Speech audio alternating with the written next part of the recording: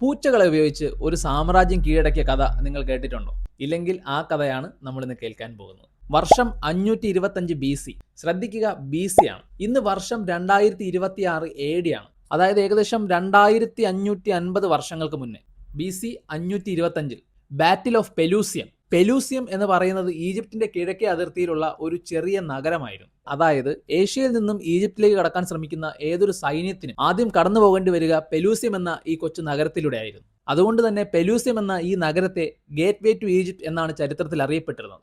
അങ്ങനെ ഞാൻ പറഞ്ഞ ഈ ബാറ്റിൽ ഓഫ് പെലൂസിയത്തിൽ അന്ന് ലോകത്തിലെ ഏറ്റവും അഡ്വാൻസ്ഡ് ആയ സിവിലൈസേഷനുകളിൽ ഒന്നായ ഈജിപ്തിനെ പെർഷ്യ തോൽപ്പിക്കുന്നത് ആയുധബലം കൊണ്ട് മാത്രമല്ല, മറിച്ച് പൂച്ചകളെ കൂടെ ഉപയോഗിച്ചാണ്.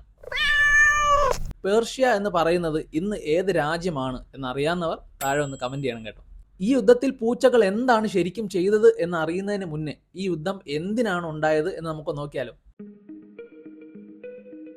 ആ കാലഘട്ടത്തിൽ ലോകത്തിലെ ഏറ്റവും മെഡിക്കലി അഡ്വാൻസ്ഡ് ആയിരുന്ന സാമ്രാജ്യങ്ങളിൽ ഒന്നായിരുന്നു ഈജിപ്ത്. ലോകത്തിന്റെ പല ഭാഗങ്ങളിലും രോഗികളെ ചികിത്സിച്ചിരുന്നത് ഹീലർമാരായിരുന്നു. അതായത് വയറുവേദന, തലവേദന, മുട്ടുവേദന, കൈകാൽ ഒടിവുകൾ എല്ലാം ചികിത്സിച്ചിരുന്നത് ഒരേ ആളായിരുന്നു. എന്നാൽ ആ കാലത്ത് തന്നെ ഈജിപ്തിൽ ഓരോ രോഗത്തിനും അതിൻ്റെതായ സ്പെഷ്യലിസ്റ്റ് ഡോക്ടർമാരുണ്ടായിരുന്നു. കണ്ണിന് വേറെ, കാതിന് വേറെ, കാലിന് വേറെ, അങ്ങനെ സ്പെഷ്യലിസ്റ്റ് ഡോക്ടർമാർ. ഇനി പേർഷ്യയിലേക്ക് നോക്കിക്കഴിഞ്ഞാൽ അന്നത്തെ കാലത്ത് ലോകത്തെ ഏറ്റവും സ്ട്രോങ്ങസ്റ്റ് ആർമിയുള്ള സാമ്രാജ്യങ്ങളിൽ ഒന്നായിരുന്നു ഈ പേർഷ്യ.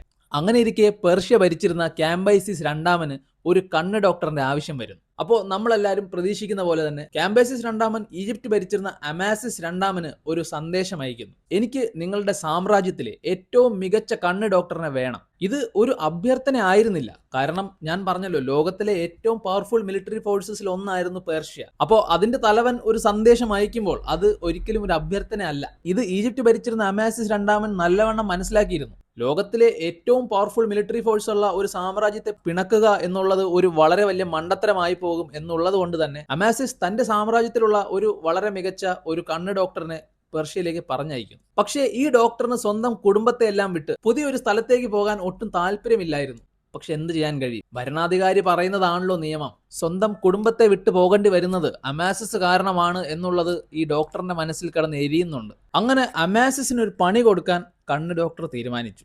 എന്നാൽ ഒരു ഭരണാധികാരിക്ക് അന്നത്തെ കാലത്ത് എങ്ങനെയാണ് ഒരു പണി കൊടുക്കുക? പറഞ്ഞുതരാം. അങ്ങനെ പേർഷ്യയിലേക്ക് എത്തിയ കണ്ണ് ഡോക്ടർ ക്യാമ്പൈസിസ് രണ്ടാമനോട് പറയുന്നു, അമാസിസ് രണ്ടാമന് ഒരു അതിസുന്ദരിയായ മകളുണ്ടെന്നും താങ്കൾ അവളെ വിവാഹം ചെയ്താൽ നന്നായിരിക്കുമെന്നും. അങ്ങനെ അമാസിസ് രണ്ടാമന്റെ മകളുടെ സൗന്ദര്യത്തെ പറ്റി കണ്ണ് ഡോക്ടർ പറഞ്ഞതെല്ലാം കേട്ട് ക്യാമ്പൈസിസ് രണ്ടാമതൊരു സന്ദേശം ഈജിപ്തിലേക്ക് അയക്കുന്നു: എനിക്ക് നിങ്ങളുടെ മകളെ വേണം, അവളെ എത്രയും പെട്ടെന്ന് തന്നെ പേർഷ്യയിലേക്ക് അയക്കണം. അമാസിസ് വളരെ വലിയൊരു പ്രതിസന്ധിയിലായി. കാരണം പേർഷ്യ പോലൊരു വലിയ സാമ്രാജ്യത്തിനെ പിണക്കുക എന്നുള്ളത് അമാസിസ് എന്ന രാജാവിന് കഴിയില്ല. എന്നാൽ സ്വന്തം മകളെ ദൂരെ ഒരു അന്യ നാട്ടിലേക്ക് എന്തിനാണ് എന്ന് പോലും അറിയാതെ അയക്കാൻ അമാസിസ് എന്ന അച്ഛന് കഴിയുമോ? അങ്ങനെ ഒരുപാട് ചിന്തിച്ച് അമാസിസ് ഒരു വഴി കണ്ടെത്തുന്നു. മറ്റൊരു സുന്ദരിയായ പെൺകുട്ടിയെ അമാസിസ് സ്വന്തം മകളാണെന്ന് പറഞ്ഞ് പേർഷ്യയിലേക്ക് അയക്കുന്നു. പുറമെ നിന്നും അത് നല്ലൊരു പ്ലാൻ ആണെന്ന് തോന്നിയെങ്കിലും വളരെ വൈകാതെ തന്നെ പേർഷ്യയിലുള്ള ക്യാമ്പൈസിസ് രണ്ടാമൻ സത്യം മനസ്സിലാക്കുന്നു. ഇത്രയൊക്കെ വലിയ സാമ്രാജ്യത്തിന്റെ തലവനായിട്ടും തന്നെ പറ്റിച്ചു എന്നുള്ളത് തന്നെ അപമാനിക്കുന്നതിന് തുല്യമാണ്. അത് ക്യാമ്പൈസിസിനെ ഒരുപാട് അങ്ങ് കോപിഷ്ഠനാക്കി. അങ്ങനെയാണ് പെർഷ്യൻ സാമ്രാജ്യം ഈജിപ്ഷ്യൻ സാമ്രാജ്യത്തോട് യുദ്ധം പ്രഖ്യാപിക്കുന്നത്. നമ്മൾ പൂച്ചയുടെ കഥ പറഞ്ഞാണ് തുടങ്ങിയതല്ലേ, പക്ഷേ ഇതെല്ലാം വളരെ പ്രധാനമായതുകൊണ്ടാണ് പറഞ്ഞത്. അപ്പോൾ എന്തായാലും നമുക്ക് പൂച്ചയിലേക്ക് തിരിച്ചു വരാം. ഈജിപ്തുകാർക്ക് പൂച്ച എന്ന് പറയുന്നത് വെറും ഒരു മൃഗമല്ല, അവർ ദൈവതുല്യരാണ്. ബാസ്റ്ററ്റ് എന്നൊരു ഈജിപ്ഷ്യൻ ഗോഡസിനെ അവർ പൂച്ചയുടെ രൂപത്തിലാണ് ആരാധിക്കുന്നത്. ഞാൻ ഈ പറയുന്ന കാലഘട്ടത്തിൽ പൂച്ചയൊക്കെ കൊല്ലുന്നതിന് വധശിക്ഷയാണ് കേട്ടോ. പെർഷ്യൻ സാമ്രാജ്യം അന്ന് ലോകത്തിലെ ഏറ്റവും സ്ട്രോങ്ങസ്റ്റ് മിലിറ്ററി ഫോഴ്സ് ആയത് എന്ന് പറഞ്ഞാൽ അവരുടെ ആയുധബലമോ ആൾബലമോ മാത്രം കൊണ്ടല്ല, അവരുടെ ബുദ്ധി കൂടി കൊണ്ടാണ്. അതിനൊരു വളരെ നല്ല എക്സാമ്പിളാണ് ഈജിപ്തിനോട് പേർഷ്യ യുദ്ധം പ്രഖ്യാപിച്ചതിന് ശേഷം ആദ്യം ചെയ്തത് എന്താണെന്ന് അറിയാമോ? ഈജിപ്തിന്റെ കൾച്ചറും വിശ്വാസങ്ങളെയൊക്കെ പറ്റി നല്ല ഡീപ്പായി സ്റ്റഡി ചെയ്യുക എന്നുള്ളതായിരുന്നു. അങ്ങനെ ഈ യുദ്ധത്തിനെത്തിയ പേർഷ്യൻ സൈന്യം എന്താണ് ചെയ്തതെന്ന് അറിയാമോ? ആയിരക്കണക്കിന് പൂച്ചകളെയാണ് അവർ യുദ്ധഭൂമിയിലേക്ക് കൊണ്ടുവന്നത്. അങ്ങനെ ഇവർ ഈജിപ്തുകാരുടെ മുന്നിലേക്ക് ഈ പൂച്ചകളെ റിലീസ് ചെയ്യുന്നു. യുദ്ധത്തിനെത്തിയ പേർഷ്യൻ സൈന്യത്തിന്റെ ഷീൽഡിൽ പോലും പൂച്ചകളുടെ മുഖമായിരുന്നു എന്നാണ് പറയപ്പെടുന്നത്. കോട്ടയ്ക്കുള്ളിലുണ്ടായിരുന്ന ഈജിപ്ഷ്യൻ ആർച്ചർമാർക്ക് വളരെ വലിയൊരു ടഫ് സിറ്റുവേഷൻ ആയി പോയത്. കാരണം പൂച്ചകളുടെ ദേഹത്ത് കൊള്ളാതെ പേർഷ്യക്കാർക്ക് നേരെ അമ്പ് ചെയ്യാൻ അവർക്ക് കഴിയില്ല. അങ്ങനെ കോട്ടയിലേക്ക് പാഞ്ഞടുക്കുന്ന പേർഷ്യൻ സൈന്യത്തെ ചിലർ നോക്കി നിന്നു. ബാക്കി ചിലർ കോട്ട വിട്ട് ഓടി രക്ഷപ്പെട്ടു. അങ്ങനെയാണ് പേർഷ്യൻ സൈന്യം ഈജിപ്ഷ്യൻ സൈന്യത്തെ ബാറ്റിൽ ഓഫ് പെലൂസിയത്തിൽ കീഴടക്കുന്നത്. ഈ ഒരു കഥയെപ്പറ്റി പറയുമ്പോൾ എനിക്ക് ഓർമ്മ വരുന്നത് ഏകദേശം ഇതേ കാലഘട്ടത്തിൽ ചൈനീസ് മിലിറ്ററി ജനറൽ ആയിരുന്ന സുൻസുവിന്റെ വളരെ ഫേമസ് ആയ ആർട്ട് ഓഫ് വാർ എന്ന ബുക്കിലെ ഒരു ലൈനാണ്.